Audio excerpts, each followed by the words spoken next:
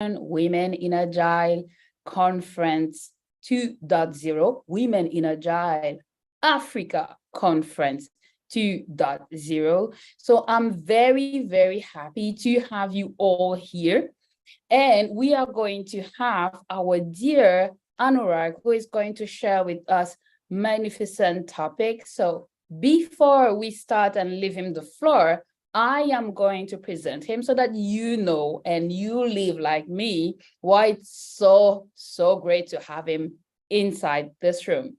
So Anurag Sharma is an experienced manager consultant with more than 15 years of success in delivering strategic solutions and complex business challenges across multiple industries. So he's skilled in leading organizational change, process improvement, and performance optimization, with expertise in data-driven, which is also why we are here, decision-making, stakeholders management, and product management. So he's very passionate about professional performance coach, and he's a mentor. He's very keen on promoting and developing the core human element to drive a growth mindset in organization to deliver the true customer value in a sustainable way. So thank you, Anurag, for joining us here. I will leave the floor to you to talk a little bit more maybe about yourself or present the topic we're going to have today. Thank you. So thank you so much, Fanny. Thank you for the great introduction. Let me share my screen to begin the topic. So good morning, good afternoon, and good evening, everyone. I am Anurag Sharma, as you already, Fanny's already introduced me. So today I'm going to talk about the data-driven product management. It is a topic which is very close to my heart, and I will be sharing some of my experience on it. As Fanny's already introduced, just want to add a bit more about myself. So I'm very passionate about creating a product and managing the product, which makes some difference in the people's life.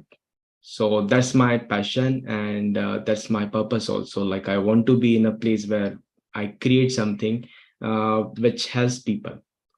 Apart from that, I am also publisher, author, and a speaker. I love coaching and mentoring to people. Apart from that, I'm also associated with the quite reputed institutions like the DevOps Institute, CD Foundation, VSM, as a coach with the International Coaching Federation. That's pretty much about me. So carrying this experience, I would like to share what all experience I carry in the field of the product management.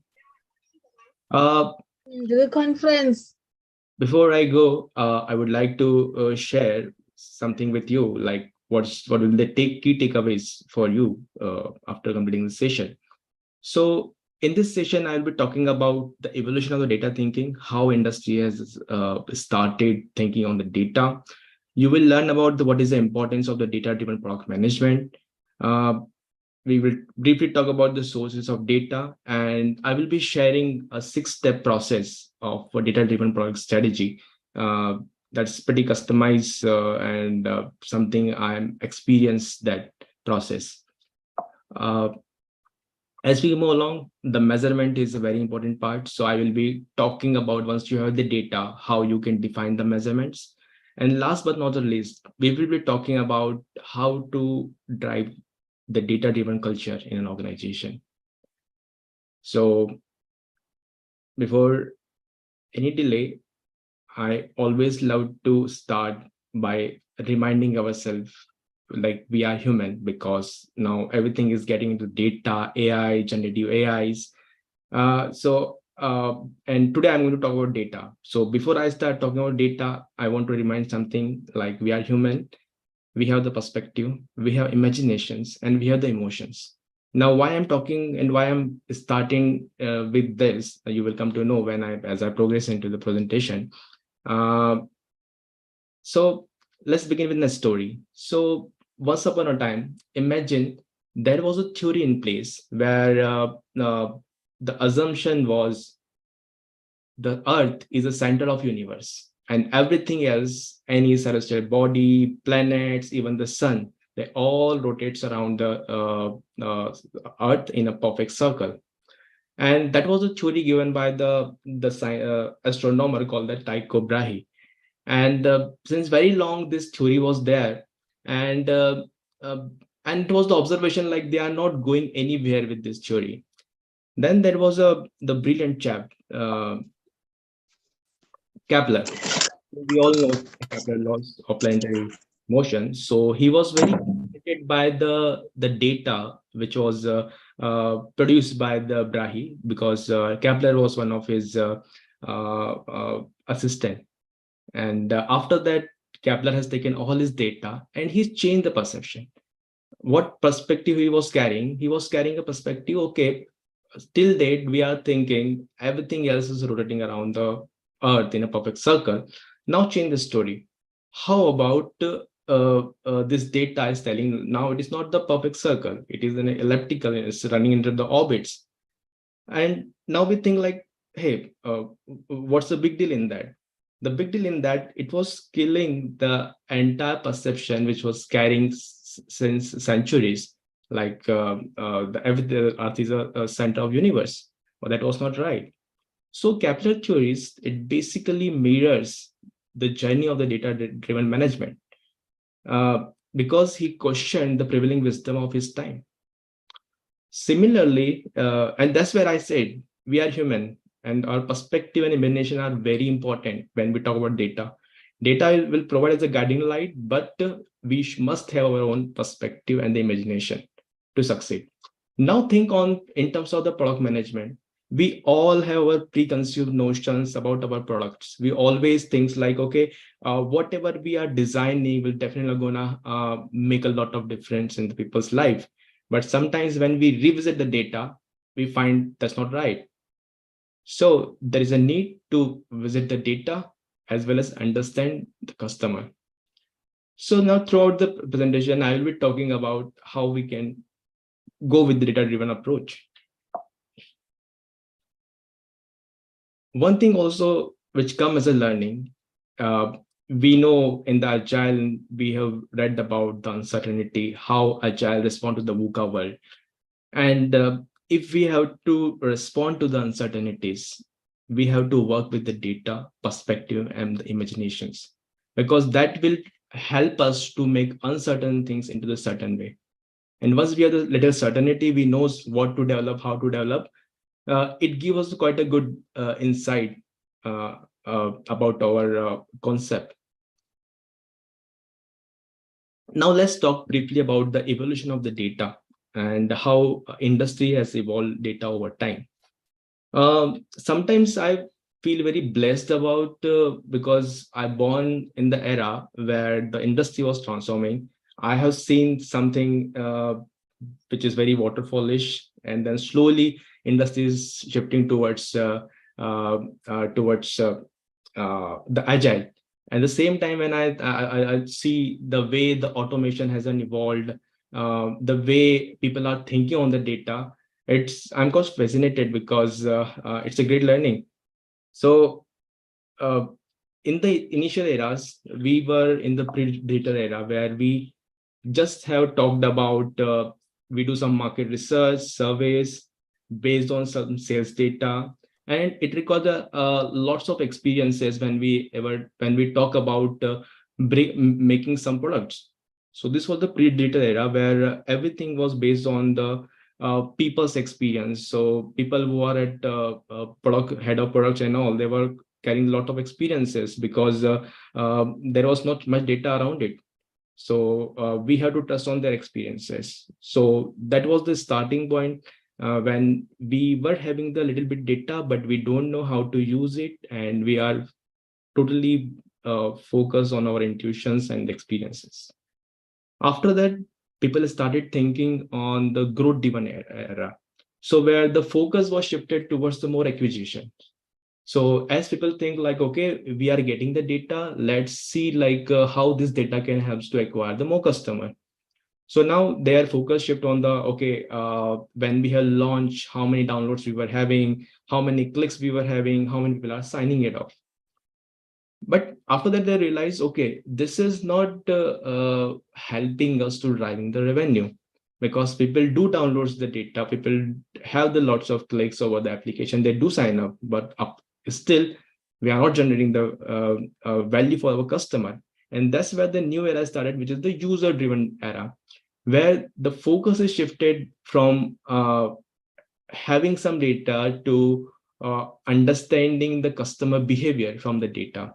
And entire industry focus shifted on the user engagement, user retention, optimization, and see like how you can make your customer loyal for your product. So that's how the industries has evolved over the time with respect to the data thinking. Now, as a product manager, I talk a lot about the data thinking and all, but let's understand why it is important to have a data-driven approach in the product management at the very first place. First thing, prioritization. Being a product managers, we always, our very first thing is the prioritization. Think of the time when you don't have the data, then how you are going to assure like this is the most valuable thing to do for our customer. So having the data, which will help you definitely in the prioritization. If you review any of the prioritization techniques, it always talk about some of the qualitative and the quantitative data. So the prioritization is the one place where data-driven approach will help you. Preventing the feature overload.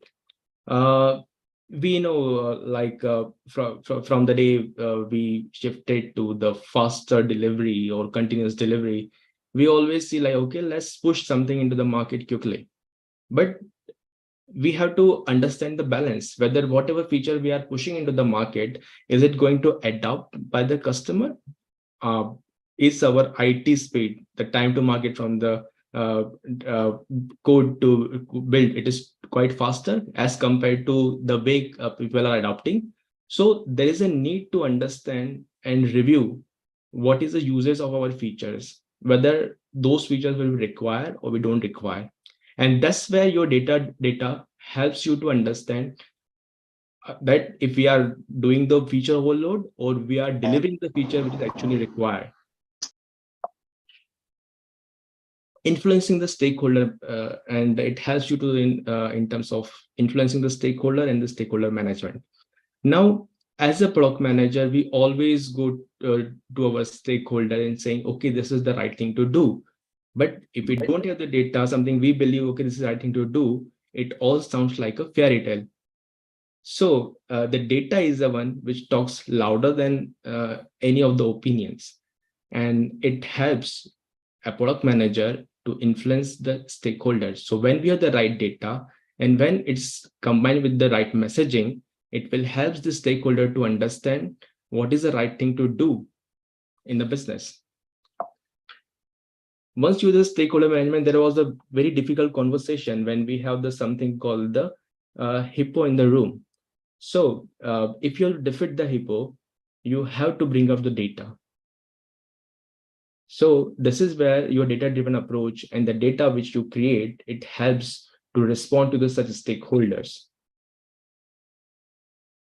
Last but not the least, resource optimization and the risk mitigations. So once we have the data, we know like we are channeling our energy into the right direction.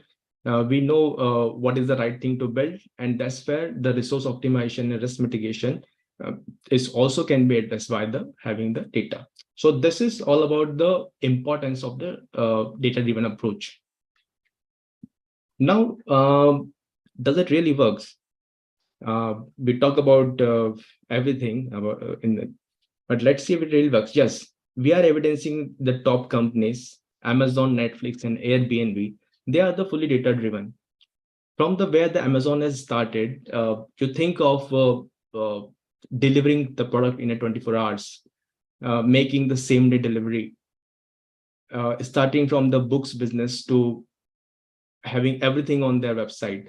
So how they come to know? It's just because of they are effectively using their data. If you see, if you are buying, let's say, laptop, it will send you in the side there is a need of the laptop cover also. If you talk about the Netflix, it reads the every single thing which we do on the Netflix, what type of movie we watch, what's the series we watch, what's something happening into that particular demographic locations, what's the taste of the people. Everything it's captured by the Netflix, and based on the data, it provides a very customized uh, uh, uh, feedback to their customers so that they can use that experience. And that's how these big companies are making the money. Airbnb is one of the also an example. Based on the data, based on the patterns of the data, they provide the very customized and the personalized experience to their users. So that's how this data driven approach really works, because you can see people are doing this. There is still potential. Now, we talk about data, but now we have to understand from where the data comes. So data comes from a lot of places, but the very important place is your own data. I've been experiencing the data which we create is more valuable as compared to data we collect. So you can always go to your event logs, you can always go to your the databases and try to understand how your product is performing, and that is a very good source of the data. Apart from that, there are a lot of sources of the data, like the customer survey, market research report, social media analytics.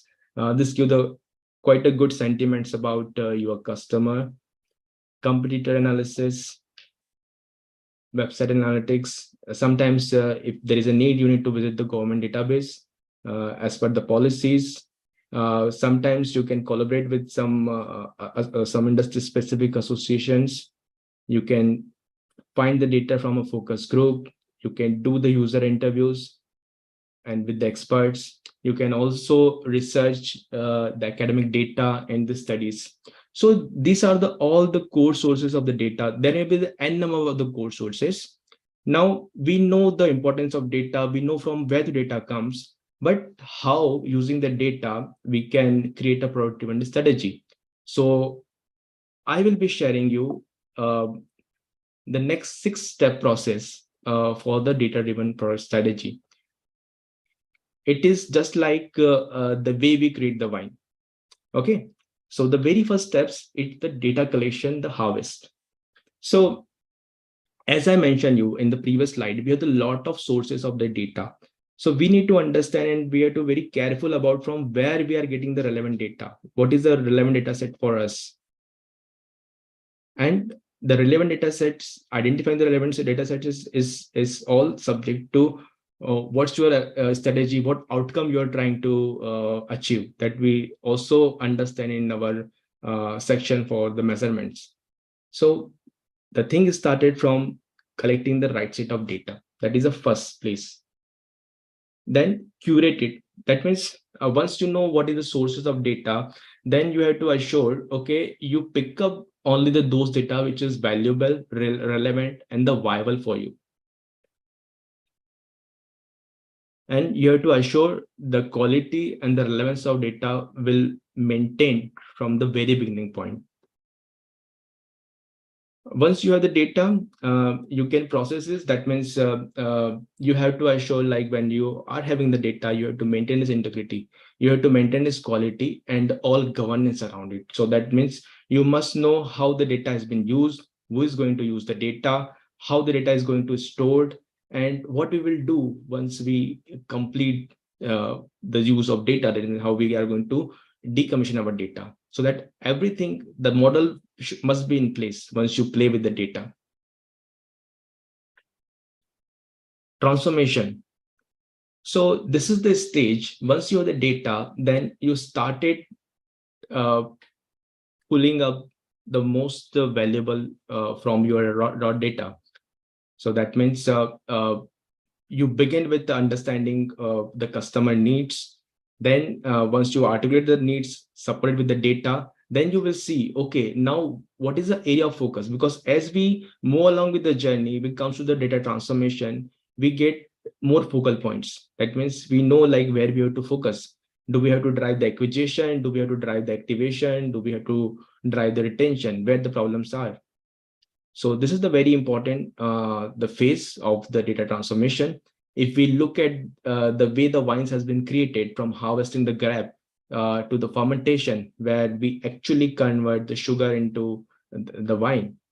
And this is the place, the data transformation, where we trying to convert the raw data into the most valuable insight. Once you have the most valuable insight, you have to start separating the meaningful data from your raw data. So that means you might get a lot of patterns by doing the transformation, but after that, you need to figure it out which pattern is the most valuable for you. Once you understand the value, then it's the last stage where you actually creating the value for your customer based on the data. So that means you started with the grab, and now here you have the wonderful wine bottle in your hand. So this is the 6-step process. Whenever anything you start, anything you begin with, you can take the data. But now something is missing over here. What thing is missing over here is the clear vision, mission, and objective. So unless you don't have the focal point for your product, unless you don't understand what is the vision, mission, and objective for your product, what problem you're going to solve, you will not be able to understand from where to collect the data. So if you have to apply this 6-step process for your product strategy, you have to make sure you have the absolute clarity on what problem you're going to solve for the people. And that's where you start. Now, that is the first point of the conversation. Second point, when you don't know what problem you need to solve, then you have to understand what is alignment for our organization in terms of our products. So, and that will help you to guide towards uh, uh, uh, collecting the right set of data and the converting it into the most valuable data. So this is the 6-step process for the data-driven product strategy. Now, that is a very important point in entire journey. We have to keep our experimentation mindset alive. We have to keep experimenting with the data, because in the journey, we don't know whether the data which we are collecting will lead us to the right product or not. So there is something called the litmus test. So there may be the n number of the parameter for the litmus test, but I just giving you some example. So let's suppose if today I'm going to come up with a brand new product idea, and for that product idea, if people are and I'm sharing that idea with the people, and people says, okay, they are happy to give me the prepayment, they're happy to pay me the deposit for my product, for my startup. Okay, if they can't do it, even they are happy to give me the letter of intent, which will say, okay, yes, if you build this product, we are going to buy from you. If people say, okay, we will not do the letter of intent, but we will do the pilot with you. Okay, if not, then if they will show the strong interest, then it will pass your litmus test. So if we are missing anything out of it, that means our customer is not ready for our product. So whenever we draft any feature, whenever we go for creation of any product, we must perform the experimentation and must have some criteria which help us to understand whether if we build any product, it's gonna help our customer or not. So in the very early stage, there is a need to understand the customer need and their test based on the data. So that's the importance of having the data-driven product approach in the journey. Now, I'm a fan of the Peter Drucker, and what he says, what gets measured gets managed. So we talk a lot about the data and how to translate that raw data into the most valuable insight, but how we are going to manage it, because as we go along the journey, we always have a lot of data. So what we can do to have the right measurement in place so that the data must be managed effectively. So this is the 3 very important things to start with when you deal with the data. First is the KPI. Now, when you talk about the data, what we can, how we can select the KPIs, how we can assure like we are collecting the right data, we are using it correctly. So always start with choosing those as the KPI which drives the outcome. once you know what outcome you are going to achieve, you have to uh, channelize entire your energy towards that. And that's how you have to select the KPI. So the KPI universe is a very large, very huge. So if we don't have KPIs, that means we are not heading to the right direction. If we have the too many KPI, it will restrict our view.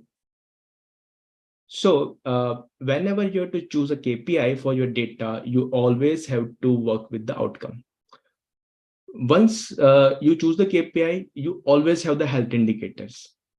So I'm not going to specific what KPI you have to choose. That's something you have to choose based on your outcome. Let's talk about the health indicator. So health indicators are the vital symptoms. So let's take an example. If I am go to the doctor and I say, okay, I have fever, but still doctor checks my heartbeats, blood pressures, everything, because that's how they know the vital symptoms of the person. Similarly, when we define any measurement, irrespective of anything, we have to figure it out. What are those vital symptoms? What are those health indicators for our products? So that is one of the way to define the measurements. Then you have an opportunity where you can have some sort of the improvement drivers. So something which is not part of the outcome, some things which is not of the health indicator, but there is a need of the R. There is a need of the R where we would like to improve. Let's take an example. Today, we want to, for a short period of time, we want to improve our capacity from product capacity from 1,000 to 1,200. Okay, or let's suppose we want to reduce our lead time for delivery from 10 days to the 5 days. So we know, like, for the short period of time, we can take as an improvement driver, but it will not be for the long term. It's just a short period of time. If anything we see is, okay, there is an immediate problem, and in order to address those problems, we have to plan some improvement driver. And this is the three very basic steps which anybody can use to define their measurement. I'm not talking is any specific KPI, what you should use, what should not use. I'm just giving you something which can help you to figure it out your own KPIs. So that is all about the measurements. But still, if we go along the journey, context matters a lot. So we have the data, we have the reports, we have the KPIs, and we also have the stakeholders. So we have to understand, are we giving the right context to the people? So if I say, what is the right context? If I ask you, what is this? Is it a duck or is it a rabbit? Somebody will say it's a rabbit, somebody will say it's a duck. So you have to understand one thing very clearly. If your content is a king, then your context is a kingmaker. So whenever you choose any data, when you present any data to your stakeholder, make sure it will be covered by the right context. If it is not covered by the right context, it will not give them any valuable insight to the person. So once you understand how to define the measurements, let's talk about the culture, because culture is a very important thing. We know, like, how to do the things, but how to make something a part of the DNA for the organization, and that's where culture plays very important role. So again, I am coming up with another quote from the Peter Drucker. He says, the culture eats strategy for the breakfast. Sometimes it will take for the lunch and dinner also. But how? So understand what is the culture first. For me, culture is all about the habits of the organization. So when I say habits, that means every day what organization do will create their repetitive behaviors, and their repetitive behaviors will result into their belief. And if I think, oh, other way around, your habits will derive from your belief. So we can't change the belief, we can't change the behavior, but slowly we can develop some sort of good habits which can ultimately help us to change the behavior. So in the following slide, I'm going to talk about how you can change the habits of your organization to achieve the data-driven culture. And this is some actionable advice to create a data-driven culture. First is the data democratization.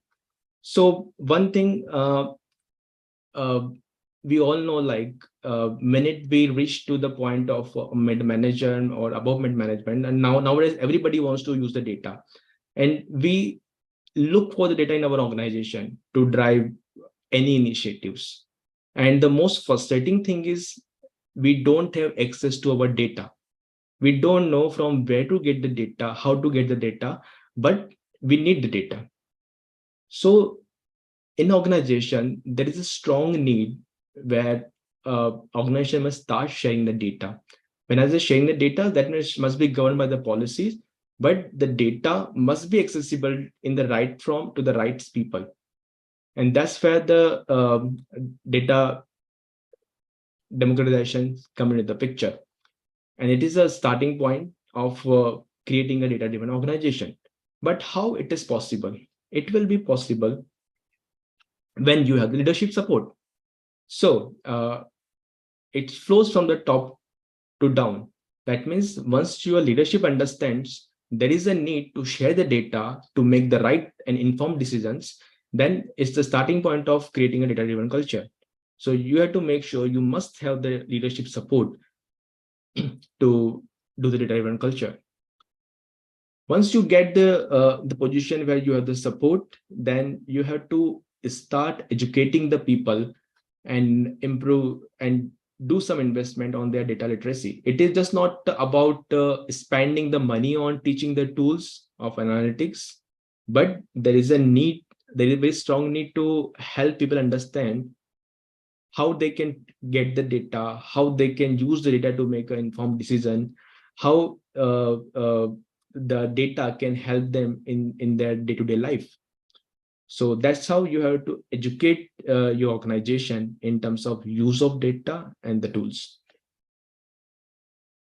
Once you, we every organization has everything, but the core challenges comes when they don't have the metadata, when they don't manage their data in a way people can understand from where data lies. So I remember in my beginning of the career, when we look into the database tables, we don't know what is the use of each field. We don't know how those database tables are structured and what's inside, and until you open the table and see what is inside. So there is a very strong need to have the metadata which can tell the people, okay, what is the purpose of this, what is the use of this, that will makes their life easier. And that is a very important point of creating a data-driven culture, because sometimes people get frustrated. They have the data, but they don't know what this data will do. So there's a need of the metadata over here. Then we're talking about the culture. So we always have to celebrate all the data-driven wins, and we have to learn from the failures. So the more we celebrate the wins, that means we are promoting the culture in the organization, and it will encourage the people to see, okay, this is how somebody has done in our organization for using data. They have done something different. The last is not least, which is the COE. So I'm a fan of the COPs, the Community of Practice and the Center of Excellence, because when we have the data, we require a dedicated center or research or a community which can assure like this all elements which I shared, like the data literacy, data democratization, metadata. This all remain viable and remain into the place. So the Center of Excellence, Community of Practices, those are the very strong pillars when we go for the data-driven culture. So this is all. If you achieve, it will help you to create a data-driven organization.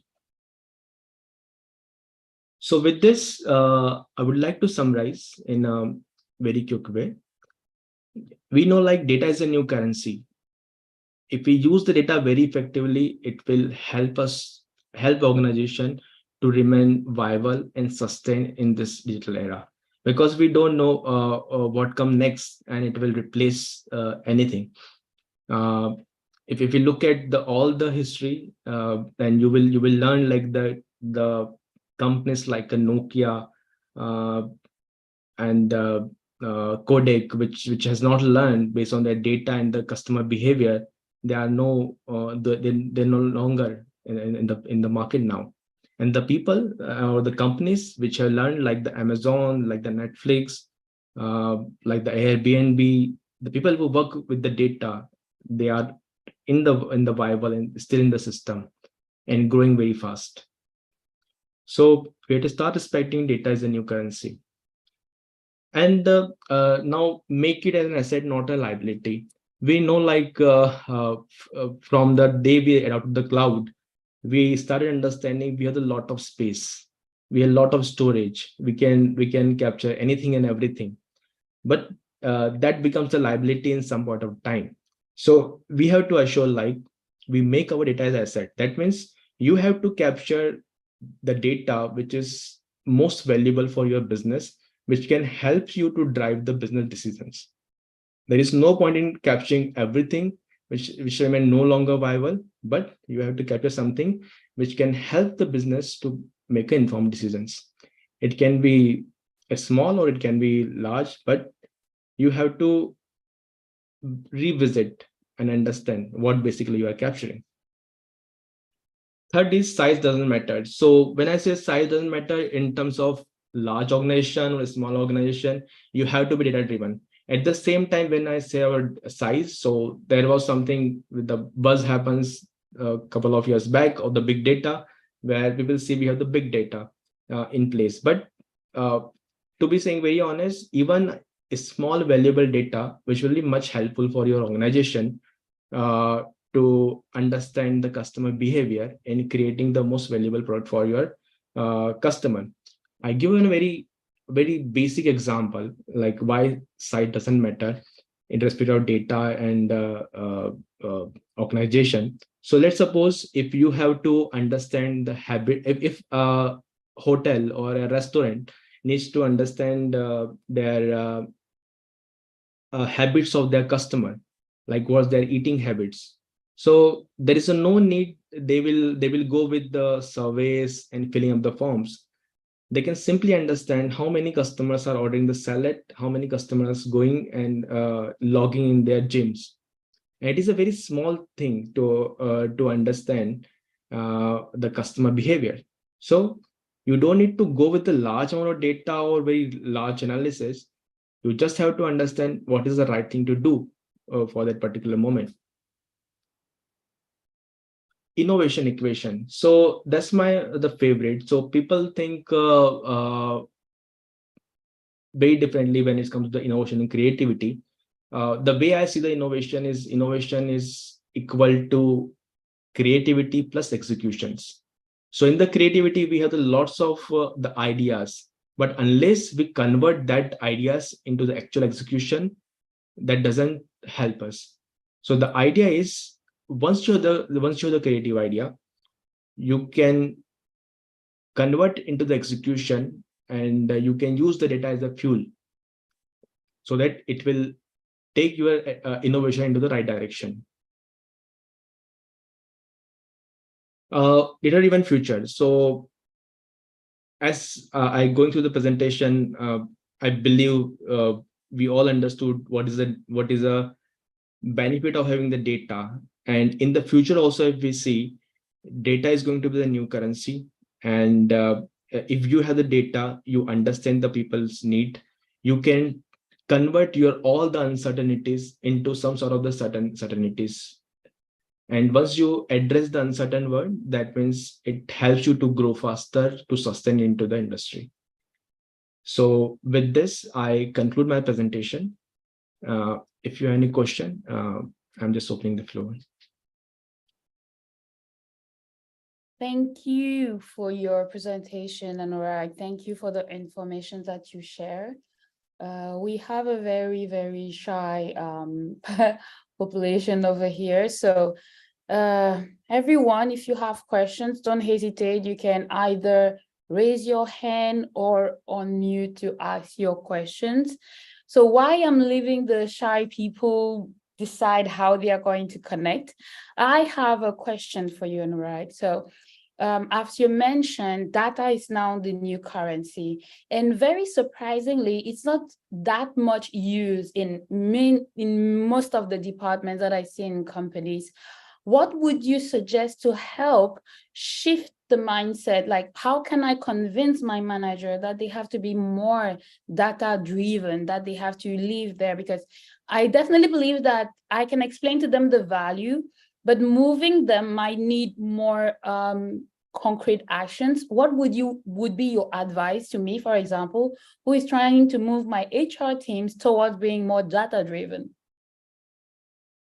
So, well, that's a good question, and I can totally understand how hard it is to convince the people, especially when they are coming from understanding there is a compliance over there, like GDPR over there.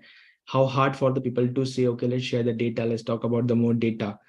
So I can totally understand. But the key thing is to when you say, let's say your HR team want to be data driven. So you need to understand what is an objective. What is an objective as an HR team you are going to achieve? Let's say if you want to improve the onboarding, okay, and using the data, you want to improve the onboarding. So the way you have to present the case is at the moment, what is the current situation we are in? This is the time to productivity of the onboarding in our organization. And if we have the data, if we use more the data and insights of our candidates which we are hiring, it will increase our time to productivity from X to X minus Y. So if you sell your leadership in that way, it's going to help. But before that, you have to be very clear about what your ask is. And then you have to ask for the data around it. It happens in the many cases I have seen in my organization. Even some of the time I also have done that. Without having the purpose, I ask for the data. But that makes the decision to the wrong direction. So start with the objective and then ask, create a case. Hope this answers your question. So you're mute, I guess. Still on you. I tried 2 times. Thank you. No, I was going to say that it answered perfectly my question. You're right. I was asking for data actually, and most of the data, but it has to come to as an answer to something, to the vision that you were talking about, to the objective. So it makes it gives me clarity on what I'm gonna say on Monday to my line manager to make sure that we move toward this step. Like, okay, let's forget first about the data. We want to go there, but this is a path. What do we want to build? What are our objectives? What are our targets? And then depending on those elements, what data should we actually follow to continue on that line? So Thank you for the valuable insight. Thank you. Pleasure. So let me look in the chat. Do you have any questions? I don't see any questions. So I will give one more minute, then we'll be able to go. So let's say this while the people are deciding. Thank you very much. Thank for your insight. Thank for your sharing. Thank for trusting us. Thanks for coming in Women in Agile Africa conference to share about data and agility. It is still a growing space. It's our second time doing a conference, and we are most honored. I'm speaking about in the name of all the WIA team. We are very honored that you took the time and the space, because we have to recognize that to our speakers and the people participating. You take the time to come, share, and learn. So thank you very much for using this space and sharing your information. Thank you so much, Fanny. It's a really honor and privilege to be part of this community. I was the audience in the last conference 1.0, and today I'm very happy that I get the chance to speak in this conference. So thank you so much for the opportunity. No worries, no worries. Hopefully we are doing it year and year again, and we'll be very happy to invite you again.